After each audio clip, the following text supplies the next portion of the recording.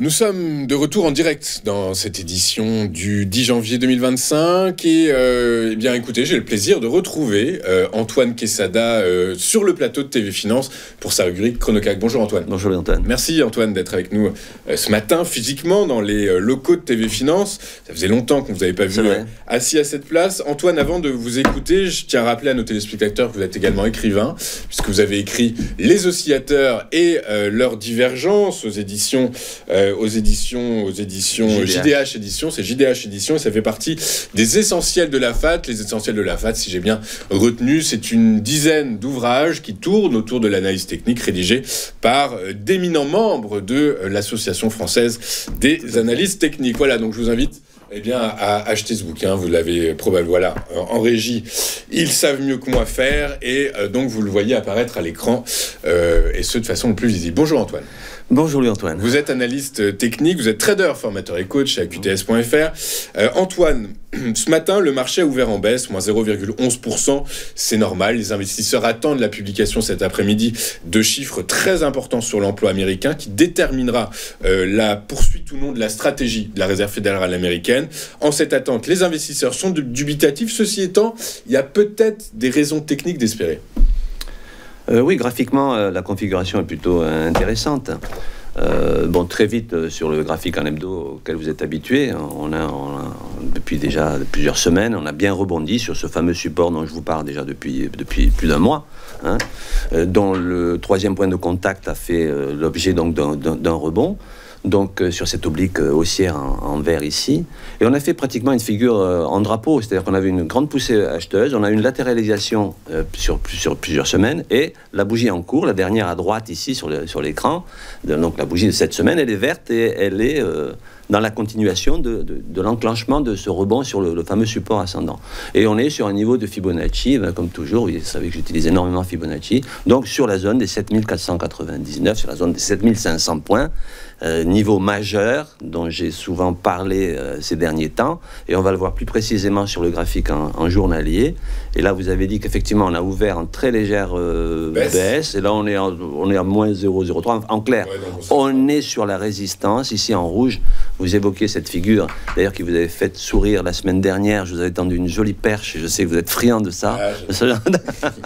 Une figure en double creux, et plus précisément en tasse avec anse. Alors ça, c'est toujours mieux pour pas se brûler. C'est toujours mieux pour pas se brûler. Alors, c'est pas une tasse avec anse parfaite d'un point de vue chartiste, parce que une tasse avec anse, c'est quoi? C'est un grand creux, donc que l'on voit ici au milieu de l'écran, et un deuxième creux à droite, donc le dernier creux en cours, qui est plus petit. Normalement, le deuxième creux, donc la fameuse anse de la tasse, ne va pas...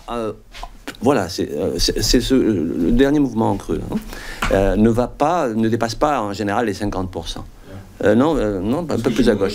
Non, c'est un petit peu plus grand que ça. Depuis la ligne de cou qui est ici, donc on appelle la ligne d'eau, comme je vous l'avais dit, puisqu'on parle de tasse, donc on parle de liquide, donc on parle de ligne d'eau, pour enfoncer le clou. Donc en clair, depuis plusieurs semaines, je vous ai matérialisé cette résistance majeure qui correspond comme par hasard, mais ça n'est pas un hasard, à cette ligne d'eau de cette figure chartiste, qui est une figure de retournement à la hausse, hein, puisque autant l'hebdomadaire, pour moi, est toujours haussier, hein, n'est pas invalidé, le long terme est haussier. Le court moyen terme était devenu baissier, mais on a le fameux support des 7100 dont je parle depuis plusieurs mois et qui devait être solide, a fait ses preuves, notamment avec en plus une divergence haussière. D'ailleurs, c'est le thème de mon livre. On y trouve ici des éléments de ma méthode technique. Sinon, je ne serais même pas là, parce que moi, ce qui m'intéresse, moi, dans les marchés, c'est d'abord l'aspect technique.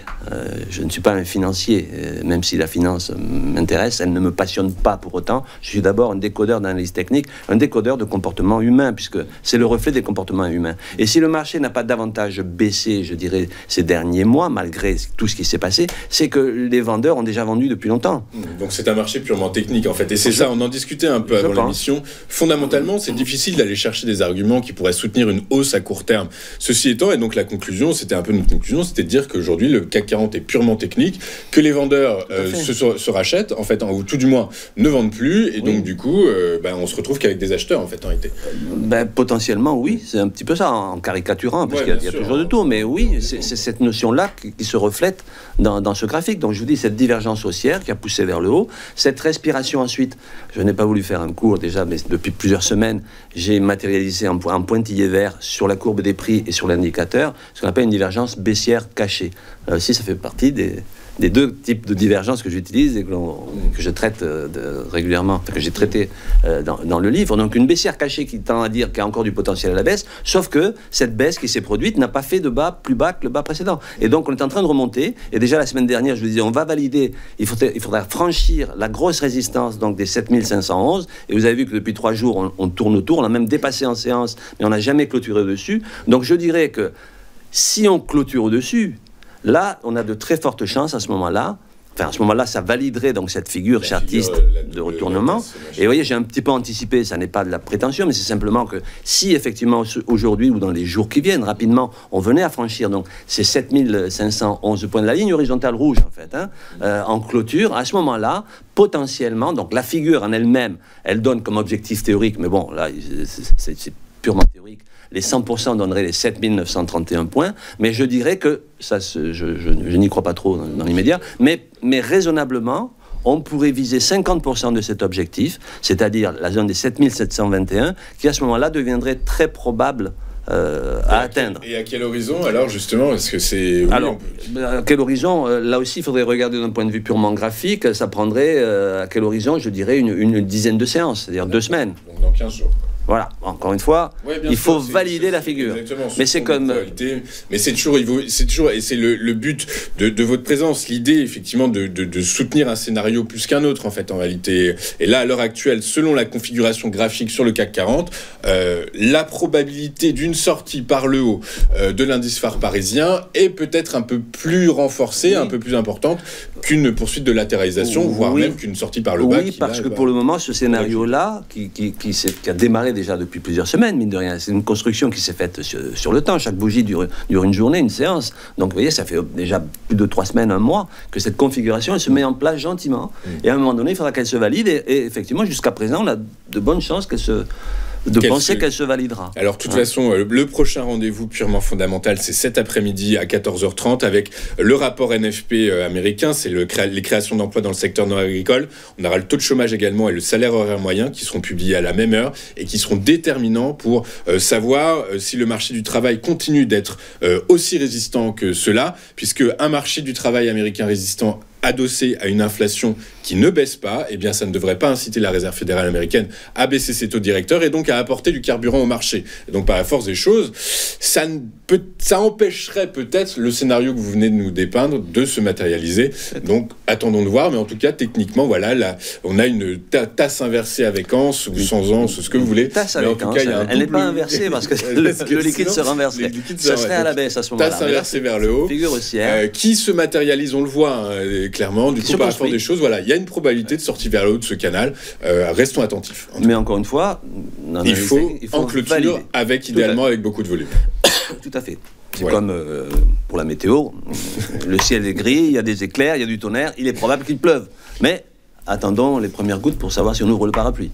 C'est pas mal ça. Et écoutez, Antoine Gillot-Pétré est avec nous et donc était avec nous aujourd'hui sur le plateau de TV Finance. Antoine Quesada, trader, formateur et coach chez AQTS.fr, également écrivain, puisque vous avez écrit Les oscillateurs et leurs divergences aux éditions JDH Éditions. C'est un livre qui fait partie des essentiels de l'AFAT. L'AFAT, c'est l'Association française des analyses techniques et eh bien, donc c'est un bouquin parmi tant d'autres. Et je vous incite, si vous souhaitez comprendre et pouvoir avoir accès au cerveau d'Antoine, et bien voilà, c'est le chemin qu'il faut prendre. Je vous souhaite une excellente journée, Antoine. Je vous dis à très bientôt. Nous, de notre côté, on marque une courte page de publicité. On se retrouve dans un instant avec la rubrique de David Furcage. À tout de suite sur TV Finance.